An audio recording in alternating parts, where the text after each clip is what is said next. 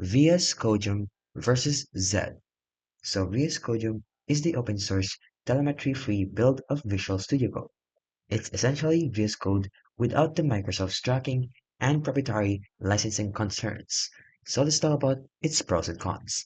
Now for the pros, it offers privacy-friendly telemetry or Microsoft tracking by default. It also has the VS Code experience. It has the same features, performance, and the UI as VS Code. It also offers huge extension marketplaces where you can install almost any VS Code extension for customization. And it is also cross-platform, so it runs on Windows, Mac OS, and Linux. And they have familiar and stable developers. The cons though, it's not official support from Microsoft. They have marketplace limitations, and it's not innovative. Now Zed, on the other hand, is a fast, collaborative code editor built by the creators of Atom.